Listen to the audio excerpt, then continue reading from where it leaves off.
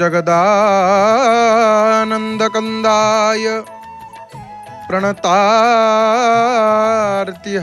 च नीलाचलनिवासाय श्री जगन्नाथाय ते नमः। श्री जगन्नाथाय ते नमः।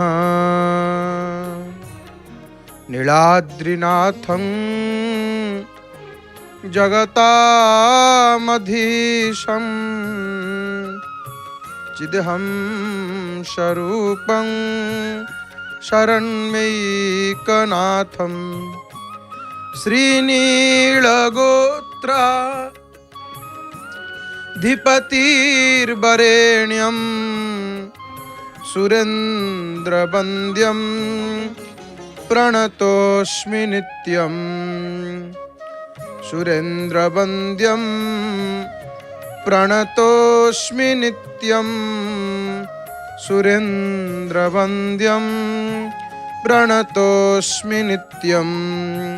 जय जय जगन्नाथ, जय जय जगन्नाथ, जय जय श्री जगन्नाथ। आनंद कंद सच्चितानंद चिन्मय घन शरण शरण पद्म पलाशलोचन अघट्टन घट्टन पटीयसी परात्पर परमेश्वर जगताधार अखिलांड कोटि ब्रह्मांड नायक भगवान जगदीश्वर जगन्नाथ महाप्रभुंकर अभय चरणारविंद जुगल आभूम भूय भूय अनंत कोटि दंडवत प्रणाम। विश्वर कोण अनुकोण रही दूर दूरांतर रही महाप्रभुंकर अगणित भक्तवृंद माने प्रभुंकर दर्शन करुचंती। जय जगन्नाथ टीवीर सीधा प्रसारण रे आपण मानंकु सर्वादु अकिंचनतार हृदयर गभीरतम प्रदेश विपुल श्रद्धा भक्ति और सम्मान अर्पण करुची। आज सोमवार एवं आज सावित्री व्रत महासती सावित्री। सावित्री व्रत कहीं करा जाए सावित्री व्रत संपर्क रे अनेक तथ्य अनेक ई संपर्क रे अनेक कथा आम श्रवण करिवा। प्रभु को देखिले आज केडे सुंदर रूप। आज सोमवार धड़ा वस्त्र प्रभुंकर एवं केते जे भक्त प्रभुंकर पाखक आसिकी जिते पहुंची जाउछंती सिंह द्वारे दुई हाथ को तोली दउछंती। दुई हाथ को तोली दे ऊपर को टेकी देकरी प्रभु कहउछंती हे महाप्रभु हे शरणागत वत्सल अनंत रूप मंगलं पुरंजनाय मंगलम निरंजनाय मंगलम चिरंतनाय मंगलम अचंचलाय मंगलम अकिंचनाय मंगलम जगच्छिदाय मंगलम नमः शिवाय मंगलम। हे मंगलमय प्रभु आपनक चरण शरण। आज जेहेतु सावित्री व्रत प्रभुंकर आज दर्शन करने अनेक भक्त आसी सकाळु सकाळु आपण दर्शन करुचंती। प्रभुंकर कथा वस्तु श्रवण करवा एवं आसतु सर्वप्रथमे श्रीमद् भगवत गीतार गोटे श्लोक को श्रवण करवा आवृत्ति करवा। सर्वप्रथम गीतार श्लोक श्रीमद् भगवत गीता अष्टादश अध्याय 18 अध्याय श्लोकांक 10 प्रभु कौन कहउचंती। सर्वप्रथमे गीतार श्लोक को आवृत्ति करवा। सर्वप्रथम गीतार श्लोक को पाठ करवा महाप्रभुंकर दर्शन करी असंतु भगवान कौन कहउचंती अर्जुन को श्रवण करवा। श्लोक न द्वेष्ट्य कुशलं कर्म कुशले नानुसज्जते त्यागी सत्वसमाविष्टो मेधावी छिन्न संशयः।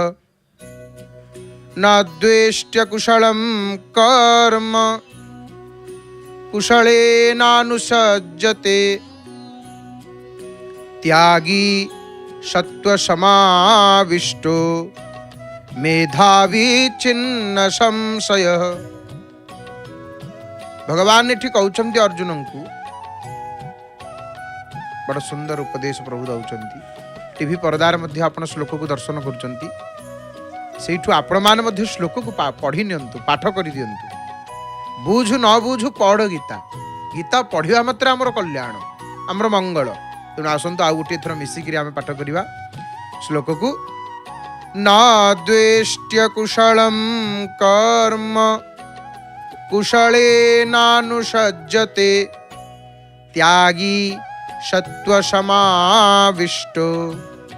मेधावी छिन्न संशय। मेघ आकाश रे सृष्टि हेकरी आकाश रे ही मिले जाई थाए। सेही भली प्रभु कहउचंती अर्जुन को गत जन्मर कर्मफल अनुसार ये जन्मर कर्मफल भोग करने को पड़िथिले मध्य सात्विक मनुष्य पक्षरे समस्त कर्मफल प्रतिबोध हो जाई थाए। से सुख दुख रे खुशी ही पड़े ना किंबा भांगी पड़े ना, एटा शुभ कर्म मन करिके आनंद रे से माती उठे ना, किंबा एटा अशुभ कर्म मन करिकरी से छाकर करे ना, से छी छाकर करे ना। अरे एटा अशुभ कर्म एटा शुभ कर्म। सात्विक मनुष्य कारण जी जाग्रत हो जाइछि, जे निदर उठी जाइछि, जाग्रत व्यक्तिर स्वप्न संपर्क रे जेपरि निसंदेह भाव माने सात्विक लोकर शुभाशुभ कर्म प्रति ठीक सही भली भाव। तेणु हे पांडुसुत अर्जुन, कर्म ओ कर्ता ये द्वैत भाव त्याग करवा ही होची सात्विक भाव। कर्म ओ कर्ता यही भाव त्याग करिले ही सर्वतो भावे कर्म त्याग होता है। नचेत अन्य त्याग द्वारा मनुष्य अधिक बांधी ही पड़ी थाए। अन्य त्याग द्वारा यही उपदेश भगवान अर्जुन को इस श्लोक रे दउछन्ति। आसंतु आउथरे श्लोक को आवृत्ति करिवा। न द्वेष्ट्य कुशलम कर्म कुशलेनानुसज्जते त्यागी सत्वसमाविष्टो मेधावी छिन्न संशय। श्रीमद् भगवत गीता श्रवण कले। अष्टादश अध्यायर श्लोकांक 10। एवं आसंतु महाप्रभुंकर केड़े सुंदर दर्शन। सतरे प्रभुंकर ये सुंदर श्रीमुख को देखिकी भक्त सब भूली जाए। जगन्नाथ को देखिला पर जगत को भूली जाए भक्त। आउ कहे जगत की सुंदर, ये जगत को जी गढ़ी जगन्नाथ सी होती सुंदर। देखिले महाप्रभुंकर कला श्रीमुख को रंगा अधर को बेश होती मणिमा। बेश श्रृंगार सरीनी प्रभुंकर। ता आसंतु आजिर श्रीमंदिर जानिबा कथा आमे गोटे कथा को जानिबा। आजिर श्रीमंदिर जानिबा कथा रे आमे माने आज कौन जानिबा ना देखो प्रभुंकर श्रीमंदिर भीतर अनेक प्रकार शब्द। तेणु आज गोटे कथा को आमे जानिबा जे उठिया कौन। उठिया कौन ना ठाकुरंकर कोठ भोगरे लागि होथुवा गोटे भोग उठिबा उठिया। तेणु आजिर श्रीमंदिर जानिबा कथा आमे जानुचे जे उठिया कौन ना ठाकुरंक कोठ भोग लागि होथुवा भोग होची उठिया। तो आमे आजिर श्रीमंदिर जानिबा कथा रे ई प्रसंग रे जानिले। एबे आसंतु आज पवित्र जेहेतु सावित्री व्रत, आज सावित्री व्रत संपर्क रे चर्चा करिवा। आज बहुत पवित्र दिन। आज दिनटी अत्यंत पवित्र कौन पाई ना आज तो प्रथम होची सावित्री अमावस्या। आज ज्येष्ठ अमावस्या माने आमर माँ माने सधवा माँ माने स्त्री लोक माने उपवास करती, अन्न ग्रहण करती नाही। अपराह्न पूजा शेष हेले जाइकरी धुआ मुग नड़िया कदली आंब पणस सपुरी तापर आमर अनेक प्रकार तो भोग होता है। तापर जाइकरी भोग पाई थांती माँ माने। तेणु सावित्री व्रत एते महिमा रही व्रतर आमर सनातन परंपरा रे देखंतु सतीकूल ललाम भूषणा महासती सावित्री किमिति निजर पतिव्रता बलरे जमंक ठारू माने नहीं आसिले तांकर स्वामींकर प्राण। जमस्य करुणांग नास्ति, जमंकर करुणा नहीं। महाप्रभुंकर वेश श्रृंगार को दर्शन करुचे। जय जगन्नाथ टीवी सीधा प्रसारण आपण माने दर्शन करुचंती। प्रभु को देखिकी आज सावित्री व्रत कथा श्रवण करिया। मोर बापा माँ भाई भौणी माने ये सावित्री व्रत कहीं करा जाए आमे अल्पे बहुत जहा हेले किछि ना किछि जानिचे। से सावित्री व्रत जो व्रत करिकिरी जमंक ठारू प्राण फेरी आनी सावित्री तांकर स्वामी। आज हूँ ज्येष्ठ अमावास्या। तो आज वास्तव में देखु सावित्री ये पूजार आराध्या देवी होउचंती माँ सावित्री। सावित्री किए होउचंती ना सावित्री होउचंती ब्रह्मांकर पत्नी। ब्रह्मांकर पत्नी गायत्री सूर्याधिष्ठात्री देवी देवी सावित्रींकर मानवी सावित्री प्रति आशीर्वाद और करुणा किपरि सत्यवान को मृत्यु कबल फेरई आनिला ताकू आधार करिगिरी माँ सावित्री को महिमान्वित करा जायछि। ये कही रखुचु ये जो सावित्री व्रत कथा ये सावित्री जो प्रसंग ये महाभारतर वन पर्व अच्छी। महाभारतर वन पर्व एवं महाभारत ग्रंथ होउचंती हमर इतिहास माने सब सत्य घटना एमती घटी आम देश रे। आम देश रे इपरि घटी जने सती थिले तांकु जेतेबेले से जानिले जे सूर्य उदय हेले मो स्वामी आउ बंचिबे नाही। सात राति अंधार करदेले सूर्य आउ उदय हेलेनी सती अनुसया। आउ जने सती आमर देखंतु महासती सावित्री सतीकूलर ललाम भूषणा माने जहां जी तांकर पतिंकर प्राण जमंक ठारू नहीं आसथिले। जंतुपति जंतुनाथ इति बाबा मुक्तेश्वर मंदिर आपण देखुचंती। मुक्तेश्वर मंदिर ये होचंती मुखशाला द्वार। आज शैवपीठ शिव मंदिर विष्णु मंदिर भिड़ रहिबो। आहा गोटे गोटे आपण दर्शन करुचंती हरिंकर आउ गोटे पटे हरंकर मुक्तेश्वर महादेव मंदिर। तो महासती सावित्री किपरि निज पतिंकर प्राण जमंक ठारू आनिले एवं माँ माने देखंतु अपेक्षा करिसेंती पूजा करिवे। भगवान शिव शंकरंकर पूजा करिवे। शंकराय शंकराय शंकराय मंगलं शंकरा मनोहराय शाश्वताय मंगलम सुंदरेण मंगलं सनातनाय मंगलं चिन्मयाय सन्मयाय तन्मयाय मंगलं अनंत रूप मंगलं पुरंजनाय मंगलं निरंजनाय मंगलं चिरंतनाय मंगलं अचंचलाय मंगलं अकिंचनाय मंगलं जगच्छिदाय मंगलं नमः शिवाय मंगलं। हे मंगलमय परमेश्वर भगवान शंकर, हे महाप्रभु देव देव महादेव। आज सोमवार आज पुणी सोमवार मुक्तेश्वर महादेव कौटी ना बस स्टाण्ड गुंडीचा मंदिर सर्वोदय नगर से गोटे पाखापाखि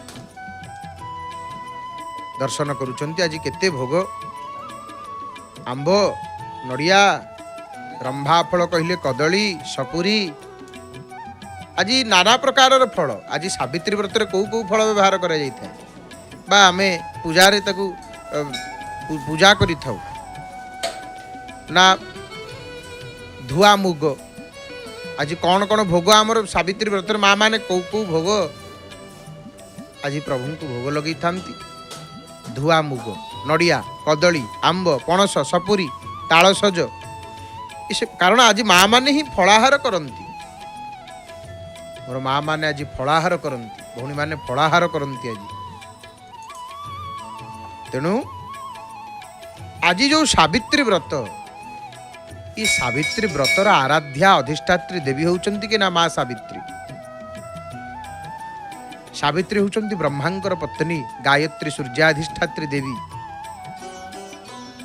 देवी सावित्रींकर मानवी सावित्री प्रति आशीर्वाद और करुणा किपरि सत्यवान को मृत्यु कबल फेरी आनिला से कथा कही। थाली रे भोग फूल अच्छी सपुरी अच्छी नारिकेल अच्छी बेलपत्र अच्छी ये अमुणिया ये भोग हैनी भोग हब भोग जे पर्यंत हैनी से अमुणिया प्रभु को निमंते से भोग हेबा पई से प्रतीक्षा करिछि। माँ धरिकी माँ माने देखंतु हाथ धरी छंती भोग फल पुष्प बिल्वपत्र एवं आज जेहेतु सावित्री व्रत महाप्रभुंकर शंकर भगवान मंदिर को आसीचंती पूजा करिवे। आज आज सावित्री व्रत कहीं व्रत करा जाए ये व्रतर कारण कौन कहीं करा जाए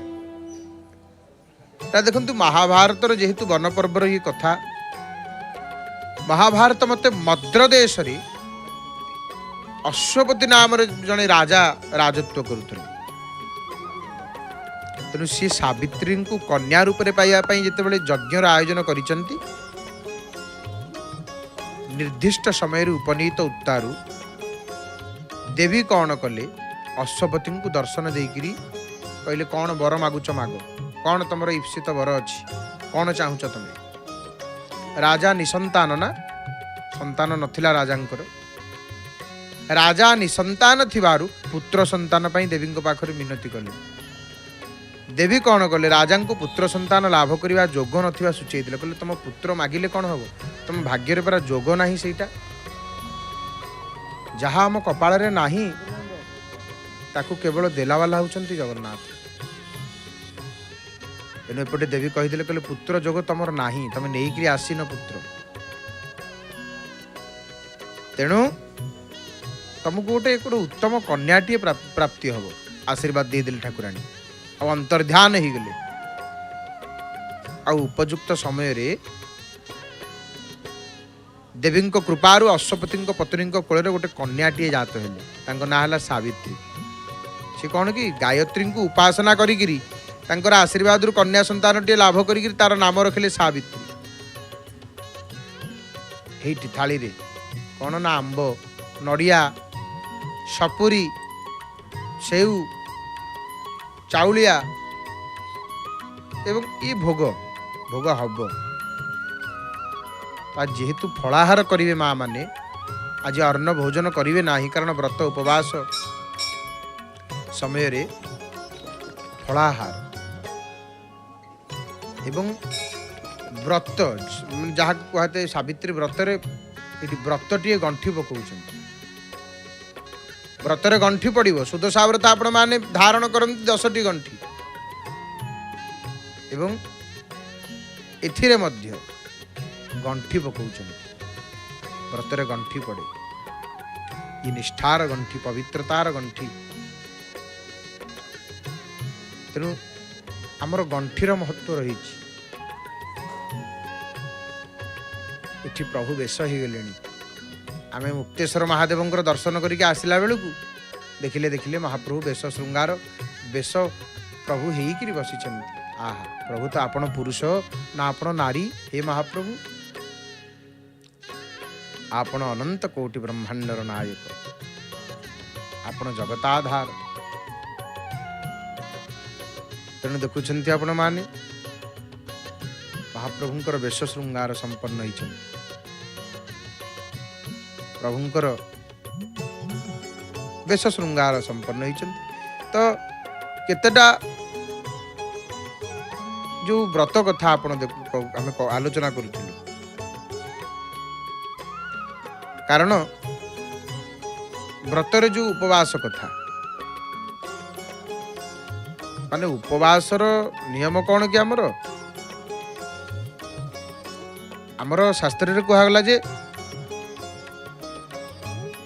रविंदुराहु हरिजन्म काले प्राण प्रयातो हरिवासरे च कन्या प्रदाने द्विजभुक्त काले जस्यान्न गर्भे नरकं प्रयाति ईसु आमर नियम रही उपवास या कथा ये कही तेणु जो कथा माने चर्चा करुले तो आज जेहेतु सावित्री व्रत कहीं पालन करा जाए कारण कौन ना जिते रजांकर कन्याटी जन्म होती नाम कौन ना सावित्री तेणु सावित्री जिते यौवन में पाद देवा पिता अश्वपति आदेश मते निज इच्छा बर खोजा सम्मति प्रकाश करी सहचरी मान सहित पति अन्वेषणार्थे भ्रमण करने को बाहरी आ साल्व देशर राजा द्युमत सेनकर औरसरे शैव्यांक गर्भरु सत्यवान सेपटे जन्म ग्रहण करथिले किंतु दैवी दुर्विपाकरु सत्यवानंकर शैशवावस्थारे द्युमत सेन अंध आ भ्रष्ट राज्य होकर वनवासी होकर जंगल रे वास करुथिले द्युमत सेन जने राजा किंतु कौन जिते भाग्य खराब पड़िबो राजा मध्य जंगल रे वास करिया को पड़े राजा को ना नहीं सब प्रभु करुचंती कलावाला होउचंती महाप्रभु केतेबेले माछी को ब्रह्मा करदेवे ब्रह्मा को माछी करदेवे सत्यवान जितेबाला जंगल रे फलमूल खाई मुनिवृत्ति अवलंबन करी भक्ति सहकारे पितामाता सेवा माने करुचंती ये कथा को देखिले किए सावित्री सावित्री भ्रमण करू करू से वन में पहुंचिक सत्यवान से जो माने देखंतु झीटे पुअर कौन क्यों गुण को देखा दरकार सावित्री देखिले कौन सत्यवान पितृमातृ भक्ति असीम पितृभक्ति धर्मपरायणता आग यही गुण को देखिले सावित्री परे रूप यही सब गुण रे रूप रे मुग्ध होकर ऐश्वर्य भोगलालसा त्याग करी सावित्री कहले मुझे जीवन जीवी आंकरी सहित बंची आंक सहित जीवन यापन करी संकल्प करने सावित्री सत्यवान को पति रूप में मनोनीत करने राजधानी को फेरिक पिता को एक कथा जनइले जो पिता को जनइचंती जे पिताश्री यहपरी कथा द्युमत सेनकर पुत्र सत्यवान को मोर पति रूप में ग्रहण कर सारी यह समय नारद आसिक पहुंची गले नारद आसिक कहले प्रभु सबू ठीक अच्छे आज्ञा ये कपालेश्वर महादेव प्रत्येक शिव मंदिर विष्णु मंदिर आज भिड़ रहिबो स्थानीय भक्त माने माँ माने विशेषकर आज जेहेतु सावित्री व्रत आज समस्ते जी महादेव को पूजा करिवे शिव पार्वती को पूजा करिवे प्रत्येक शैव पीठ आज भिड़ एवं जो कथा आम चर्चा करुले नारद आसिक जो पहुंची जाइंट ସେଇଠି ନାରଦ କହିଲେ ମହାରାଜ ସତ୍ୟବାନଙ୍କର ଆୟୁଷ ହେଉଛି ବହୁତ କମ୍। କାହିଁକି ନା ତାଙ୍କର ମାନେ ଆୟୁଷ ହେଉଛି ବହୁତ କମ୍ ସତ୍ୟବାନଙ୍କର। ତେଣୁ ଏ କଥାକୁ ହେଇଠି ଦର୍ଶନ କରନ୍ତୁ। ଭଗବାନ ଶଙ୍କର କପାଳେଶ୍ୱର ମହାଦେବ ହରି ହରି ବୋଲ ହରି ହରି ବୋଲ। କପାଳେଶ୍ୱର ମହାଦେବଙ୍କର ସୁନ୍ଦର ଦର୍ଶନ। ଶଙ୍କରାୟ ମଙ୍ଗଳମ୍ ମହେଶ୍ୱରାୟ ମଙ୍ଗଳମ୍। ଭଗବାନ ଶଙ୍କର ଦେବଦେବ ମହାଦେବ ଉମାପତି ଉମାପତି ଶଙ୍କରାୟ ଶଙ୍କରାୟ ଶଙ୍କରାୟ ମଙ୍ଗଳମ୍ ଶଙ୍କରା ମନୋହରାୟ ଶାଶ୍ୱତାୟ ମଙ୍ଗଳମ୍। ଶଙ୍କରାୟ ଶଙ୍କରାୟ ଶଙ୍କରାୟ ମଙ୍ଗଳମ୍। ପାଖରେ କିଏ ବସିଛନ୍ତି ନା ଶଙ୍କରୀ।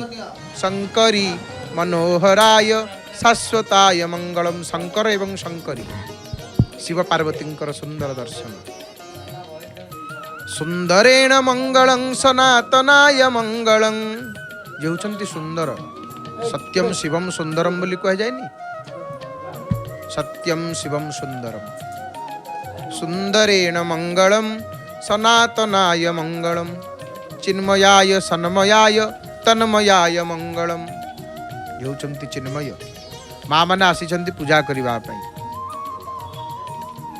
ତେଣୁ ଆଜି ଯେହେତୁ ପବିତ୍ର ସାବିତ୍ରୀ ବ୍ରତ, ଆଜି ଆସିଛନ୍ତି ପୂଜା କରିବେ। ସାବିତ୍ରୀଙ୍କର ଯେଉଁ ବ୍ରତର ଯେଉଁ ପୂଜା ରହିଥାଏ, ବ୍ରତ ପୂଜା କରିକିରି ବ୍ରତକୁ ଧାରଣ କରି, ଏବଂ କେବଳ ଆଜି ସାବିତ୍ରୀ ବ୍ରତରେ ମୋର ମା ମାନେ ଭଉଣୀ ମାନେ ବ୍ରତ କଥାକୁ ଅବଶ୍ୟ ଶ୍ରବଣ କରିବେ। ସାବିତ୍ରୀ ବ୍ରତର ଯେଉଁ କଥା ରହିଛି, ବ୍ରତର କଥାକୁ ନିଷ୍ଠାର ସହିତ ଶ୍ରଦ୍ଧାର ସହିତ ଶ୍ରବଣ କରିବେ, କଲେ ମଙ୍ଗଳ ହୁଏ। ଏବଂ ଆଜି ଯେଉଁ ସାବିତ୍ରୀ ବ୍ରତ କଥା କୁହାଯାଇଛି, ଆଉ ଗୋଟେ କଥା ଜାଣନ୍ତି, ଯେଉଁ ପତ୍ନୀ ସ୍ୱାମୀଙ୍କୁ ଦେବତା ପରି ମାନ୍ୟ କରେ ତା ବଂଶକୁ ସର୍ବଦେବତା ସହାୟ ହୁଅନ୍ତି। ତେଣୁ ଏଇ ଗୋଟେ କଥା କୁହାଯାଇଛି। ଏବଂ ଯେଉଁ ସାବିତ୍ରୀ ବ୍ରତ ଆଜି ପ୍ରଭୁଙ୍କର, ଆଜି ଭିଡ଼ ମଧ୍ୟ ସବୁ ପ୍ରତ୍ୟେକ ଦେବାଳୟରେ ଆଜି ତ ଭିଡ଼ ନିଶ୍ଚିତ। ଆଉ ମହାପ୍ରଭୁଙ୍କର ଦର୍ଶନ ପାଇଁ ଆଜି ଅଗଣିତ ଭକ୍ତମାନେ ଆସିବେ କ୍ଷେତ୍ରକୁ। ଦେଖନ୍ତୁ ମହାପ୍ରଭୁଙ୍କୁ ଦେଖୁଛେ, ଗୋଟେ ସୁନ୍ଦର କଥାଟିଏ ମନେ ପଡ଼ୁଛି। କ'ଣ ନା ବେଦରେ ବର୍ଣ୍ଣନା ଆସେ କ'ଣ ନା ଯେତେବେଳେ ମୃତ୍ୟୁ ସମୟ ନିକଟତର ହେଇଯାଏ, ସେତେବେଳେ ପ୍ରଥମେ ବାଣୀ ବନ୍ଦ ହେଇଯାଏ, ମାନେ କଥାବାର୍ତ୍ତା ଆଉ କଥା କହିପାରେନି ଜୀବ। ମରଣାସନ୍ନ ଜୀବଟିଏ କଥା କହିପାରେନି, ପ୍ରଥମେ ବାଣୀ ବନ୍ଦ ହେଇଯିବ। କାରଣ ଜିଭ ଦ୍ୱାରା ମନୁଷ୍ୟ କଥା କହେ ନା, ଜିଭ ଦ୍ୱାରା ମଣିଷ କଥା କହିପାରିବନି ମୃତ୍ୟୁ ସମୟ ଆସିଗଲେ। ମନରେ ଅଳ୍ପ କଥା ମାନେ ହୋଇଥାଏ, ବାଣୀର ଲୟ ମନରେ ହିଁ ହେଇଥାଏ। ମନେ ମନେ କଥା ହୁଏ, ମନରେ ପୂର୍ବ କଥା ସ୍ମରଣ କରେ, କିନ୍ତୁ ଜିଭରେ କିଛି ବ୍ୟକ୍ତ କରିପାରେ ନାହିଁ। ମରଣ ଅଧିକ ନିକଟତର ହେଲେ ମନ ପ୍ରାଣରେ ଲୟ ହେଇଯାଏ, ଶରୀରରେ କେବଳ ଶ୍ୱାସ ହିଁ ରହେ। ପୁଣି ମନ ମଧ୍ୟ ବଧିର ହେଇଯାଏ, ମନ ପ୍ରାଣରେ ମିଶିଯାଏ। ମନର ଲୟ ଯେତେବେଳେ ପ୍ରାଣରେ ହୁଏ, ସେତେବେଳେ ହୃଦୟରେ ପ୍ରକାଶମୟ ପରମାତ୍ମା ନାରାୟଣଙ୍କର ପରମାତ୍ମାଙ୍କର ଦର୍ଶନ କରିଥାଏ ଜୀବ। ତେଣୁ ଏହି ଭାବ ଆଜି ପବିତ୍ର ସାବିତ୍ରୀ ବ୍ରତ, ଜ୍ୟେଷ୍ଠ ଅମାବାସ୍ୟା, ଯେଉଁ ପବିତ୍ର ସାବିତ୍ରୀ ବ୍ରତ କଥା ଆମେ ଶ୍ରବଣ କରୁଛେ, ଏ ବ୍ରତ ପଛରେ ମାନେ ମହାଭାରତରେ, ସଂସ୍କୃତ ମହାଭାରତ, ବ୍ୟାସଦେବଙ୍କର କୃତ ସଂସ୍କୃତ ମହାଭାରତରେ ଗୋଟେ ସୁନ୍ଦର ଉପାଖ୍ୟାନଟିଏ। ଏବଂ ଇଏ ଦେଖନ୍ତୁ ଆମର ପୁରାଣ ଇତିହାସ, ପୁରାଣ ମାନେ କ'ଣ? ପୁରାଣକୁ ଆମର ପୁରାଣକୁ ନାସ୍ତିକ ମାନେ କହୁଛନ୍ତି ମାଇଥୋଲୋଜି। ମାଇଥୋଲୋଜି ନୁହଁ, आमर प्राचीन पुराणर अर्थ कौन प्राचीन कथा जहाँ घटी ताहा ही आमर लिखाई और सत्य इतिहास कहले महाभारत ये सब घटी ये सब प्राचीन कथा तेणु यहीपरि भाव में जिते सावित्री आसिक पिता कही कौन कहले जे यहीपरि भाव में ये जो महासती सावित्री कथा महाभारतर महर्षि वैशंपायन उवाचरे वन पर्व सप्तम स्कंध 293 299 अध्याय मध्य जो पवित्रता पतिव्रता महात्म्य भाव में वर्णित होती सावित्री व्रत ये सही समय कथा माने सावित्री व्रत कौ काल होता प्राय 5000 वर्ष तले सावित्री जो कथा ये जो इतिहास 5000 वर्ष तले कारण ये कौ कथा कि ना पांडव माने जिते कपट पशा खेल पराजित होकरी राज्यहरा होकरी वनवासी होती वनवासी होती से समय कथा धर्मराज युधिष्ठिर महामुनि मार्कंडेय को प्रश्न कले ये दुनिया रे कौन द्रौपदी भली आउ कौन पतिव्रता त्यागपुता नारी अच्छी जदि जानी ताहले मते कहतु धर्मराजंकर ये जो प्रश्न शुणिक मार्कंडेय मुनि कहले हाँ ये जड़े नारी अच्छा जहाँ विषय मुझे कहूँ ध्यान सहकार आप शुणु ना एमती जड़े नारी थे नाम हूँ महासती सावित्री ना महासती सावित्री ना हाँ सावित्री तांकर पतिव्रता धर्म बल जमराजंक ठारू निज स्वामी को जीवन फेरी आनी सावित्री के ना मद्र देशर राजा अश्वपति कन्या मद्र नरेश सावित्री भक्त सावित्री कृपारू कन्याटी पाइक ना रखिले मध्य सावित्री और से कन्या जिते विवाह योग्य हेले महाराज विवाह कथा विवाह खोजिले एवं सावित्री को मध्य कहले जाओ तुम योग्य तुम तो योग्य हो गलु निज बर टे खोजिकी मत आसिक जनाओ कारण शास्त्र मान्यता कन्या विवाह योग्य हो गला परे जो पिता कन्या विवाह करांती नाही से पिता निंदनीय अटंती ऋतु आमर अनेक शास्त्रीय परंपरा रही तेणु से अनेक कथा रही सावित्री जो जाइए देखी ये देखो मुक्तेश्वर रामेश्वर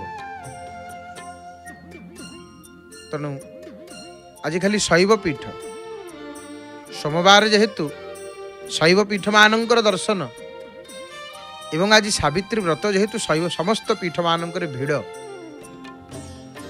चलचंचल तो जितेबाला जाइकरी सावित्री धीमत सेनंकर पुत्र सत्यवान को बर रूप बाछि नहीं केमिति बाहरिले सावित्री को मद्र नरेश सवारी रे सावित्री को ये देखो नड़िया दीप पैड़ पान व्रत गंगाजल आहरी कौन पूजा सामग्री महू अनेक प्रकार पूजार द्रव्य मान को आप देखुं घी व्रत शंखा अलिता सिंदूर एवं पत्र रे कौन फल भोग पूजा जेहेतु आज सावित्री व्रत निश्चित भाव में प्रत्येक पीठ मानकर भिड़ तो जो सावित्री व्रत है आज माँ माने उपवास करेंगे आज केवल आहार होची फलाहार एवं आमर ये जो व्रत सावित्री व्रत कथा कहगला सावित्री सहित वृद्ध मंत्री सहित राजा पठेदेले मद्र नरेश राजर्षि द्विमत सेनंकर रमणीय तपोवन मध्य जितेबाला सावित्री किछि दिन बरपात्र संधान रे बुलिले थरे कौन होईछि ना मद्र नरेश राजसभा देवर्षि नारद सह कथा होतिले से समय मंत्री सह सावित्री से बाट देकी राजवास को प्रत्यावर्तन कले। महादेव मंदिर रामेश्वर महादेव दर्शन केते बेलपत्र केते फूलमाल शंकराय मनोहराय तन्मयाय चिन्मयाय मंगलम मंगलमय शिवंकर दर्शन। महादेव देवदेव उमापति हरि हरि बोल प्रभु। हे शंकर आहे मणिमा बेलपत्र टी केवल देदेले प्रसन्न ही जानती केवल बेलपत्र देदेले प्रसन्न ही जानती। शिवाय चंद्रचूड़ाय महेश्वर समस्त होचंदी ईश्वर ये होचंदी महेश्वर समस्त देव ये महादेव। तो जेतेबेले सेठी राजकुमारी सावित्री को देखी देकी देवर्षि राजा को तंको बाह्य भ्रमणर अभिप्राय जिज्ञासा करिछन। राजा कहिले से निज पई बरपात्रर संधान रे जाइतिले। राजा सावित्री फेरिया आसिछंती ए कथा को जानिकरी तांकु राज दरबार को डकेइले आ बरपात्र निर्वाचन विषय पचारले कले जाइथिलो आ तुम पई बरपात्र देखिलो ना। हाँ यार उत्तर रे सावित्री कौन कहले कहले से साल्वदेश राजा राजांकर जे पुत्र सत्यवान जे अरण्य रे वास करुछन तांकु ही से स्वामी रूप रे निर्वाचन करिछन। देवर्षि नारद जेतेबेले कथा को सुनिदेले कहले महाराज माने से सत्यवान होचंती अल्पायु आयुष अल्प तांकर आयुष नाही। जेतेबेले ये कथा कहिदेले देवर्षि नारद कहले राजन गोटे दुर्भाग्यर विषय आ दुखदायी कथा ना कौन होईची ना आज्ञा सावित्री जो वर को चयन करिसंती से होची स्वल्पायु तांकर परमायु आज ठारू मात्र गोटे वर्ष बाकी अछि आयुष आज ठारू एपरी एक स्वल्पायु बरस झील को कौन आपण बाहागर करिवे झीर विवाह करिवे कौन करिवा ये कथा कहिकरी देवर्षि प्रस्थान कले। सावित्री राजा को कहले पिता जेपरी थरे मात्र कन्यादान करिथांती ठीक से ही सी तांकर बरपात्र निर्वाचन कर सारी छंती। सावित्री कहले आज्ञा मु तांको पति रूप में मानि नैची आउ द्वितीय केही मो मन रे रहिबेनी एकमात्र सी तेणु सी सत्यवान को विवाह करिया पई प्रतिश्रुतिबद्ध अनन्योपाय होकर सत्यवान जो पूर्ण मर्यादा संपूर्ण वैदिक रीति महाराज सावित्री विवाह कले। विवाह पर सत्यवान सावित्री चलला दाम्पत्य वैवाहिक जीवन चली थाए। देवर्षि नारद कहवा अनुजाई सत्यवान मृत्युर दिवस निकटवर्ती हो गला।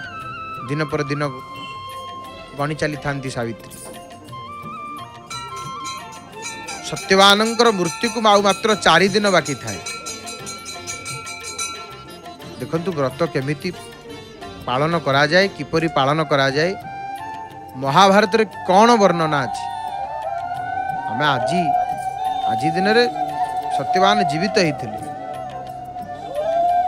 आज तांकर प्राण बंचैथिले फेरेकरी आनिथिले जमराज तांको नहीं पारि नथिले। भोग आपण देखुचंती छाची केसर कदली दीप क्षीर सब भोग अर्पण करिवे। तो सावित्री माँ सावित्री केते दिन व्रत पालन करथिले। मोर माँ माने भौणी माने गोटे दिन व्रत आपण माने पालन करुथिबे आज दिन। किंतु महाभारत रे कौन उल्लेख अछि ना देखंतु जेतेबेले 4 दिन थाए आयुष सरीवा पई सत्यवानंकर 4 दिन बाकी अच्छी सावित्री 3 दिन व्रत पालन कले। 3 ଦିନର ତ୍ରିଦିନାତ୍ମକ ବ୍ରତ। ତେଣୁ ତ୍ରିଦିନାତ୍ମକ ବ୍ରତ ଜଙ୍ଗଲରୁ କାଠ ତ ନିତ୍ୟ ସମିଦ୍ଧ ସଂଗ୍ରହ କରନ୍ତି ନା। ଅନ୍ତିମ ଦିନ ଯେତେବେଳେ ସତ୍ୟବାନ ଜଙ୍ଗଲକୁ ବାହାରୁଛନ୍ତି, ସାବିତ୍ରୀ ତାଙ୍କ ସହ ବାହାରିଲେ ଯିବା ପାଇଁ। ସାବିତ୍ରୀ ତାଙ୍କ ସହିତ ବାହାରିଲେ, କହିଲେ ସ୍ୱାମୀ ମୁଁ ଆଜି ଯିବି ଆପଣଙ୍କ ସହିତ। ଜଙ୍ଗଲରେ ଯାତ୍ରା ଅତ୍ୟନ୍ତ କଠିନ ନା, ବିପଦପୂର୍ଣ୍ଣ। ଏଣୁ ସତ୍ୟବାନ ସାବିତ୍ରୀଙ୍କୁ ବାରଣ କଲେ। କହିଲେ ମାନେ ସତ୍ୟବାନ ଯେତେ ବାରଣ କଲେ ମଧ୍ୟ ସାବିତ୍ରୀ ତାଙ୍କର କଥାକୁ ମାନିଲେ ନାହିଁ। କହିଲେ ମୁଁ ଆପଣଙ୍କ ସହିତ ଯିବି ଆଜି ଜଙ୍ଗଲକୁ, ଅରଣ୍ୟକୁ। ତେଣୁ ସିଏ ଯେ ଅଳ୍ପାୟୁ ତାଙ୍କର ମୃତ୍ୟୁ ଆସିକିରି ସନ୍ନିକଟ ହେଇଛି, ଏ କଥା କ'ଣ ସତ୍ୟବାନ ଜାଣିଛନ୍ତି? ସତ୍ୟବାନଙ୍କୁ ଏ କଥା ଜଣା ନାହିଁ, ସାବିତ୍ରୀଙ୍କୁ ଜଣା।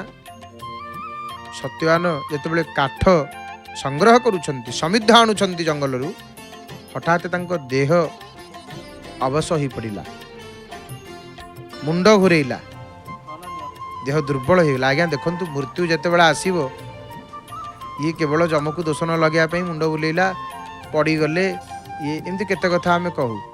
କିନ୍ତୁ ମୃତ୍ୟୁ ଯେତେବେଳେ ଆସିବ, କାହା ପାଖରେ ସାମର୍ଥ୍ୟ ନାହିଁ ଅଟକେଇବା ପାଇଁ, କେବଳ ପରମେଶ୍ୱରଙ୍କ ଛଡ଼ା। ସେଇ ସ୍ମୃତିରେ ତ ଏଇ ବ୍ରତ। ସତୀର ସତୀତ୍ୱ ବଳରେ, ସତୀତ୍ୱ ପ୍ରଭାବରେ ଯମଙ୍କର ମଧ୍ୟ ସେଠି ଦେଖନ୍ତୁ, ଯମ ମଧ୍ୟ ପ୍ରାଣକୁ ନେଇ ପାରିଲେ ନାହିଁ।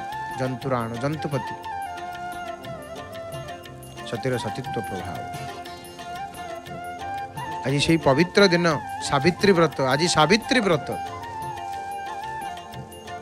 ତେଣୁ ସାବିତ୍ରୀଙ୍କୁ କହିଲେ, ପ୍ରିୟେ ମୁଣ୍ଡ ବୁଲେଇଛି ଯେତେବେଳେ ସତ୍ୟବାନଙ୍କର, ଦେହଟା କେମିତି ଗୋଟେ ଲାଗୁଛି, ମୋର ଭାରି ଶୟନ କରିବାକୁ ଇଚ୍ଛା ହେଉଛି।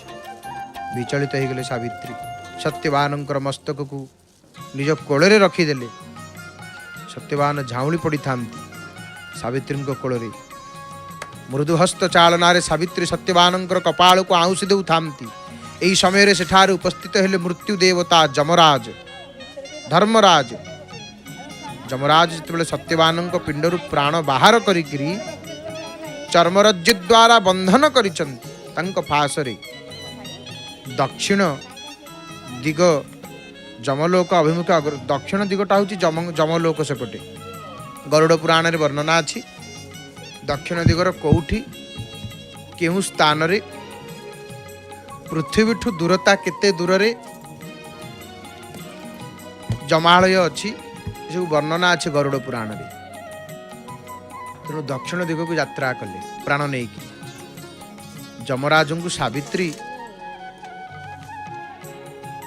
କହୁଛନ୍ତି, ହେ ମହାରାଜ, ହେ ଧର୍ମରାଜ, ଆପଣ ତ ଧର୍ମର ଦେବତା, ଜନ୍ତୁଙ୍କର ନାଥ, ମୋ ସ୍ୱାମୀଙ୍କ ପ୍ରାଣ ଫେରେଇ ଦିଅନ୍ତୁ, ମୋ ସ୍ୱାମୀଙ୍କ ପ୍ରାଣ ଫେରେଇ ଦିଅନ୍ତୁ। କିଏ ନିବେଦନ କଲେ? ସାବିତ୍ରୀ କହିଲେ, ମୋ ସ୍ୱାମୀଙ୍କ ପ୍ରାଣ ଫେରେଇ ଦିଅନ୍ତୁ ହେ ଯମରାଜ, ପ୍ରାର୍ଥନା କରୁଛି, ଆପଣ ଫେରେଇ ଦିଅନ୍ତୁ। ବାରମ୍ବାର ଅନୁନୟ କରୁଛନ୍ତି। ଯମରାଜ ଏଥିରେ ନିଜ ଅକ୍ଷମତା ପ୍ରକାଶ କଲେ। କହିଲେ, ମୁଁ ଏଥିରେ କିଛି କରିପାରିବିନି, ମୋ ହାତରେ କ'ଣ ଇଏ, ମୁଁ ପରା ପ୍ରଭୁଙ୍କ ପାଇଁ କାମ କରୁଛି, ମୁଁ ପରା ପ୍ରଭୁଙ୍କର ଦାସ, ମୋତେ ପ୍ରଭୁ ଏଇ ଦାୟିତ୍ୱ ଦେଇଛନ୍ତି ଜଗନ୍ନାଥ। କହିଲେ, ମୋର ଏଥିରେ କ୍ଷମତା ନାହିଁ। ଯମ କହିଲେ, ମୁଁ ଏଥିରେ ଅକ୍ଷମ। ସାବିତ୍ରୀ କ'ଣ କଲେ? ପିଛା ଛାଡ଼ିଲେନି ଯମଙ୍କର, ଅନୁସରଣ କଲେ। ଯମରାଜ ଏଥିରୁ ତାଙ୍କୁ ନିବୃତ୍ତ କରିବା ପାଇଁ କହିଲେ, କଲ୍ୟାଣୀ ତୁମେ ଫେରିଯାଅ, ସ୍ୱାମୀଙ୍କ ଜୀବନ ବଦଳରେ ଇଚ୍ଛା କର, ଆଉ କ'ଣ ବର ମାଗୁଛ ମୁଁ ତମକୁ ଦେଇଦେବି, କିନ୍ତୁ ସ୍ୱାମୀଙ୍କର ଜୀବନ ମତେ ଆଉ ତମେ ମାଗନି। ଆଉ କ'ଣ ପରିବର୍ତ୍ତେ, ଆଉ କ'ଣ ବଦଳରେ, ଆଉ ଯାହା ମାଗିବ ଦେଇଦେବି, କିନ୍ତୁ ମତେ ଇଏ ବର ମାଗନି। ସତ୍ୟବାନଙ୍କର ପିତା ତଥା ସାବିତ୍ରୀଙ୍କର ଯେ ହେଉଛନ୍ତି ଶ୍ୱଶୁର, କିଏ ନା ରାଜା ଦ୍ୟୁମତ ସେନ। ତେଣୁ ସେ ତ ଅନ୍ଧ ଥିଲେ ନା, ଚକ୍ଷୁହୀନ ଥିଲେ, ଶତ୍ରୁମାନଙ୍କ ଦ୍ୱାରା ରାଜ୍ୟରୁ ବିତାଡ଼ିତ ହେଇଥିଲେ, ଅରଣ୍ୟରେ ଜଙ୍ଗଲରେ ବାସ କରୁଥିଲେ। କ'ଣ କି ଶତ୍ରୁମାନେ ତାଙ୍କୁ ରାଜ୍ୟରୁ ତଡ଼ି ଦେଇଥିଲେ ବଳପୂର୍ବକ, କୌଶଳପୂର୍ବକ। ଅନ୍ଧ ହେଇଯାଇଥିଲେ, ସିଏ ଜଙ୍ଗଲରେ ବାସ କରୁଥିଲେ। ତେଣୁ ଯମରାଜଙ୍କ ଠାରୁ ଆଶାପୂର୍ଣ୍ଣ ବାକ୍ୟ ଶୁଣିକିରି ଦେବୀ ସାବିତ୍ରୀ ବର ସ୍ୱରୂପ କ'ଣ ମାଗିଲେ कहले मो शशुर आखि फेरी पातु, मो शशुर को चक्षुदान मिलू, सी हर राज्य प्राप्ति हो। आ निज पिता 100 पुत्र मागिले। यमराज तथास्तु कहले, तथास्तु कहीकि आगे चलले। किछि समय पर यमराज देखिले कौन, सावित्री पुणी पछरे आसुछंती। गोटे बर देली, गोटे बर देला पर पुणी आउ थरे कौन आसुछ, आउ कौन दरकार। सावित्री पिछा छाड़ू नांती ना, पुणी अनुसरण करुचंती। सावित्री मध्य जानिचंती, देखंतु सावित्री मध्य जानिचंती जे जे थरे जाए से फेरेनी, जदि फेरिबो प्रभुंक कृपा। कारण जीवन फेरिक आनी हबनी चली गला परे, किंतु सती सावित्री तांकर सतीत्व बल एमिति यमराजंकर मुखर मध्य शब्दटी स्फुरित हो गला। आगु तो शुणा जो सावित्री वर मागिले कौन ना, निज पिता 100 पुत्रर वर एवं जो शशुरंकर चक्षु फेरी पाइबे, राज्य फेरी पाइबे, तांकर श्री समृद्धि सब फेरी पाइबे। ये वर देला पर मध्य सावित्री पुणी जमंक पछरे अनुधावन करुचंती, दौड़ुचंती, अनुसरण करुचंती जमंक। जमराज बुली पड़िले।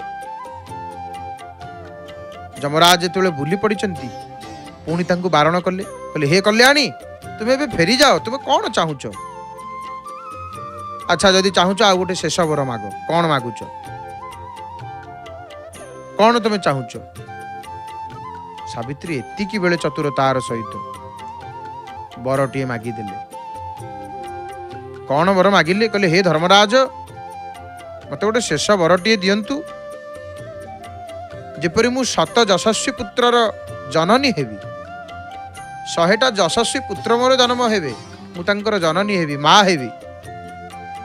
सावित्री तांको पछ न छाड़ुथुवारु हाँ आउ कौन कहले, कहले मोर स्वामींकर औरसरु, मोर पतिंकर औरसरु।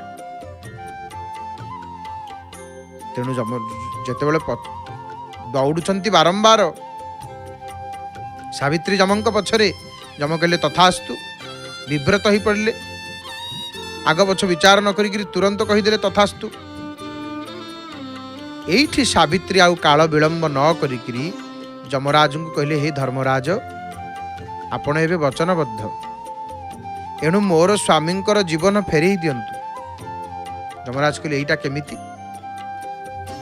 सावित्री तांको कहले हे धर्मराज आपण परा मते 100 पुत्रर जननी हेबा पई वर देई सारिचंती। एबे कहंतु स्वामींकर बिना मु किपरि 100 पुत्र जननी हेबी?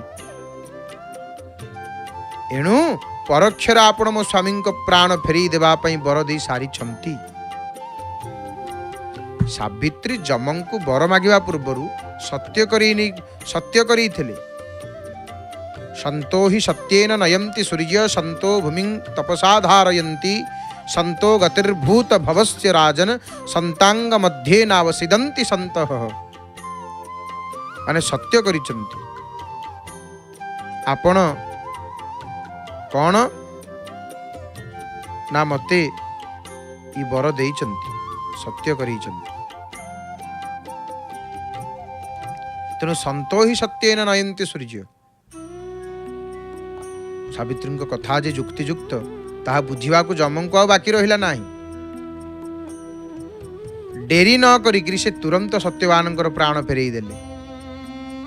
प्राण फेरई देकरी आशीर्वाद देकरी जमलोक दिगरे प्रस्थान कले।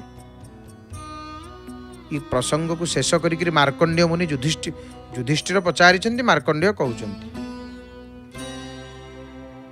तेणु एपरी सावित्री निजर पतिव्रता धर्म जोगु निजर पिता और श्वशुर दुई कूलर हित साधन करने सह निज पति जीवन फेरी पाइबा पई क्षम होइथिले। से महासती सावित्री आख्या पाई।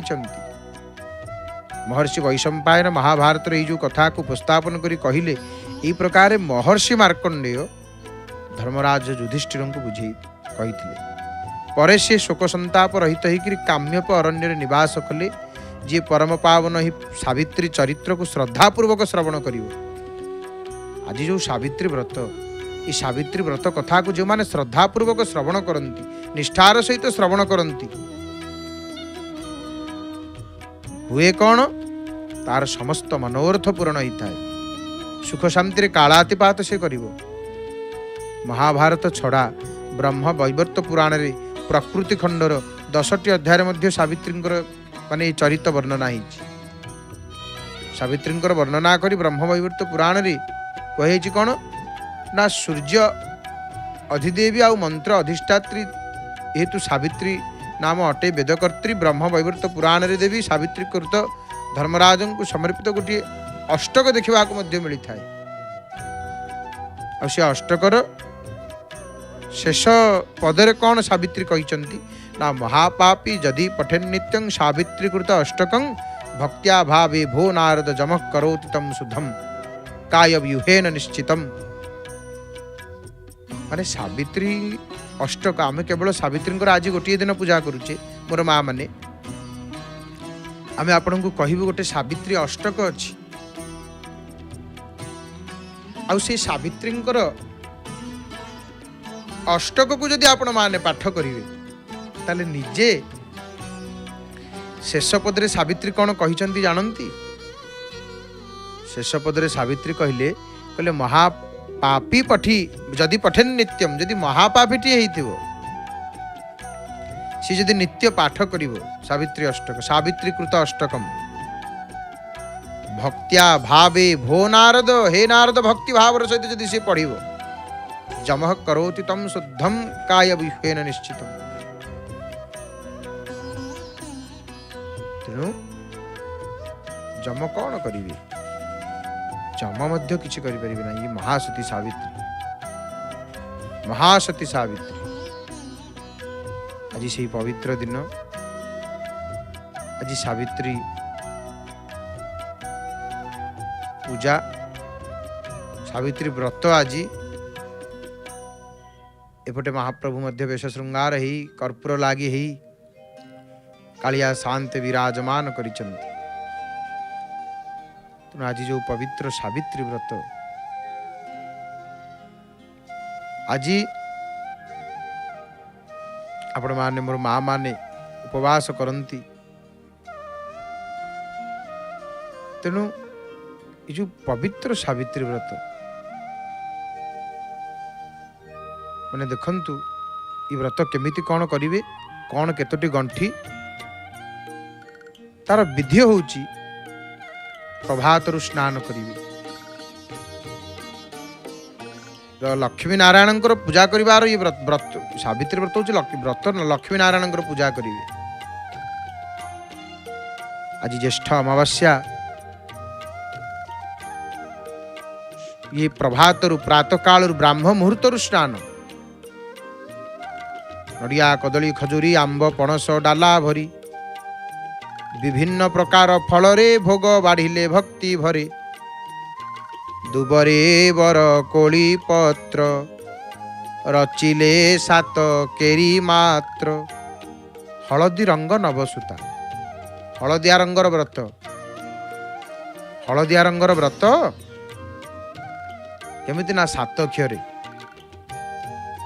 सात क्षीर हम, सातटी गंठी पड़िब, लक्ष्मी नारायण को समर्पिब, दक्षिण बाहुरे बांधिब। तेणु शंखा सिंदूर नुआ शाढ़ी यहपरी भाव में व्रतर विधि, सातटी गंठी सावित्री व्रत एवं स्वामी समेत गुरुजने प्रणाम करी शुद्ध मने। ये माँ माने स्वामी को प्रणाम करिवे, गुरुजन मान को प्रणाम करिवे शुद्ध मनरे। आज व्रत सावित्री व्रत, आज प्रभुंकर मंत्र जप करिवे। आपण शिवंक भक्त शिव मंत्र जप करिवे, विष्णुंक भक्त लक्ष्मीनारायण मंत्र जप करिवे, प्रभुंक नाम केवल जप करि परिवे, महामंत्र जप करिवे। आज अजथा अन्य आउ कौन विषय नाही। आज व्रत उपवास माने प्रभुंकर आराधना। तेणु एवं सभी को प्रसाद बांटिब अल्प अल्प जा हो आज प्रसाद बांटिक सुचित्तर फलाहार करेंगे आज।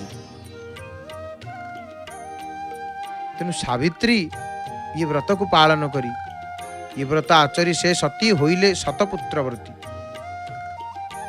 जिते व्रत उपवास ये सब रही आम जदि निष्ठार सहित ए व्रत को उपवास को पालन करवा अष्ट ऐश्वर्य कौन जीवन में अभाव अभाव ना सब अजाड़ी देवे महाप्रभु। तेणु जो सधवा नारी माने सधवा नारी केही केबे ए ओषा आरंभिबे जेबे सावित्री परिभाग्यवती होई से लभिबे सुख्याति अवश्य लभिबे इतरे तिलेमात्र संदेह नाही। आज पवित्र सावित्री व्रत श्रवण करुथिले प्रसंग रे जय जगन्नाथ टीवीर सीधा प्रसारण रे सुंदर भाव रे महाप्रभुंकर पतित पावन नारायणकर दर्शन करुचंती बेश श्रृंगार को दर्शन करुचंती। एठी समय आसिकिरी संकेत देलानी अकिंचन बाणी को विराम देव आम महाप्रभुंकर दर्शन करुचे कथा को ये विराम रखी आसतु भावपूर्ण भजन को श्रवण करी महाप्रभुंकर दर्शन करवा। कंठदान करिचंती महाप्रभुंकर सुरसेविका प्रणम्य गायिका सुनाम धन्य सुगायिका श्रीमती नमिता अग्रवाल मांकर भावपूर्ण कंठरू भावपूर्ण सुमधुर भजन को श्रवण करी प्रभुंकर दर्शन करवा। जय जय जगन्नाथ जय जय जगन्नाथ जय जय श्री जगन्नाथ।